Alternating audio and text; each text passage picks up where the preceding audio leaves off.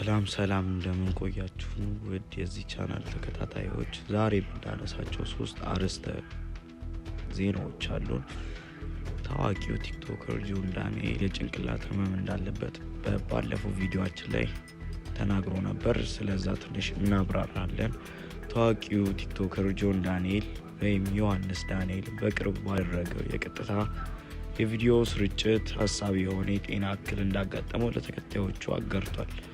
ጆን ዳንኤል በቪዲዮ ላይ እንደገለጸው ከሆነ ከጭንቅላት ጋር የተያያዘ ህመም እየተሰማው ሲሆን ለዚህ ህክምና ለማግኘት ከ5 ጊዜ በላይ ወደ ሆስፒታል ተመላልሷል። ይሁን እንጂ እስካሁን ድረስ ካጋጠመው ህመም ሊሻለው እንዳልቻለ በዝርዝር ገልጿል።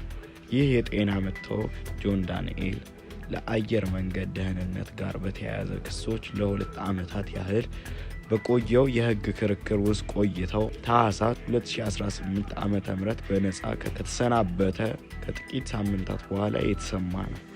ጆን ዳንኤል በቆይታው ላይ ህመሙ በስራውና በዕለት ተዕለት እንቅስቃሴው ላይ ጫና እያሳደረበት መሆኑን ገልጿል። የጤናው ሁኔታ መሻሻል እንዲያሳይም ተከታዮቹ በጸሎት እንዲያስቡ ጠይቋል። ወደ ሁለተኛ ዜናችን እንገባለን። ሁለተኛ ዜናችን የሚሆነው ስለ አርቲስት ነጻነት ወርቅነህ የቀብር ስነ ስርዓት አፈጻጸም ይሆናል።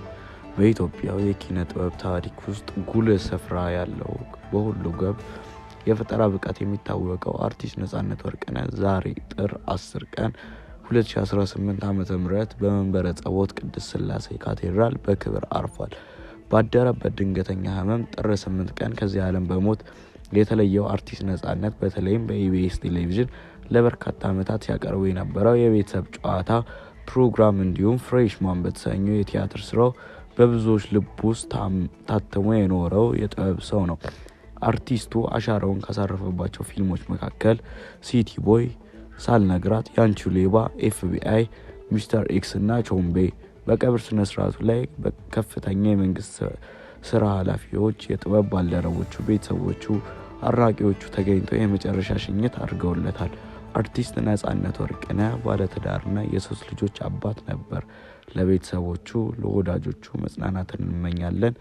ነፍስህ በሰላም ትረፍ ነፂ፣ የሁላችንም አባት ነህ። ታሪክ ሞቶም ስምህ ከፍ ይላል።